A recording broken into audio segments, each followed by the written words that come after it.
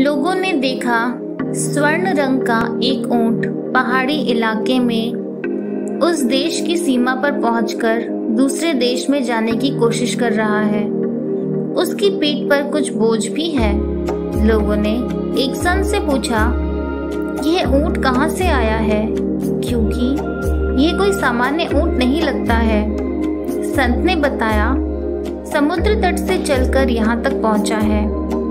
रास्ते में इसने बहुत मुश्किलों का सामना किया है। यहाँ पहुँचने के लिए इसे घने जंगल से गुजरना पड़ा, जहाँ शेर, चीते, बाघ से इसका सामना हुआ। कांटेदार झाड़ियों ने इसके शरीर को कष्ट दिया। बहुत से पेड़ इसके रास्ते में आए। कुछ रास्ता पथरीला भी था। बीच में इसे नदी भी पार करनी पड़ी। मांस खाने वाले पंछियों ने इसे मारने की कोशिश की। मक्खी, मच्छर आदि ने भी इसे तंग किया। पहाड़ी रास्ते को पार करने अब अपनी मंजिल के करीब आ गया। ये अपने देश में जाना चाहता है, मगर इसके आगे का सफर और भी कठिन है, क्योंकि सीमा पर कड़ा पहरा है। 24 घंटे पहरेदार पहरा दे रहे हैं। इसके अलावा कांटेदार तार लगी है। कुछ दिन बाद वह ऊंट सीमा में प्रवेश कर गया। हुआ ऐसा, जब पहरे थोड़ी देर के लिए एक जगह छोड़कर दूसरी जगह जाते, तो वह ऊंट एक तार काट देता। धीरे धीरे उसने सारी तारें काट दी। पीठ का बोझा वहीं छोड़कर सीमा पार हो गया। आप सोच रहे होंगे कि यह ऊंट कौन है, यह है क्या किस्सा है।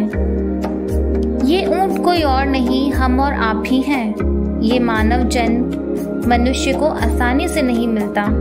जैसे ये समुद्र से चला, ऐसे ही हम लोग अपने कर्मों का वजन उठाकर एक योनि से दूसरी योनि में चलते हैं। जैसे ये ऊंट घने जंगल में से गुजरकर आया, ऐसे ही हम लोग भी कीड़ा, कभी सांप, कभी बिच्छू, कभी शेर, चीता और बाघ बनते हैं। कभी हाथी, घोड़ा, कीट, पतंग बनते हैं। जब किसी पेड़ का जन्म मिल जाता है तो कई पेड़ हजारों वर्ष तक रहते हैं। पत्थर का भी जन्म है जो लाखों वर्ष तक रहता है। रेत और पहाड़ भी बनना पड़ता है।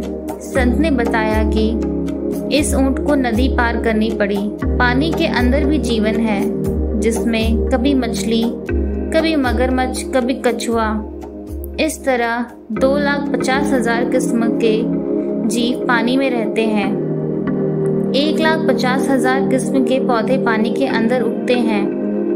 इन सारी योनियों में भ्रमण करने के बाद ये मनुष्य देह मिलती है। ऊंट ने संकेत किया कि यह मानस आखिरी सीढ़ी है, यानी अपने देश की सीमा है। इसे पार कर जाओ, फिर कर्मों का बोझ छूट जाएगा।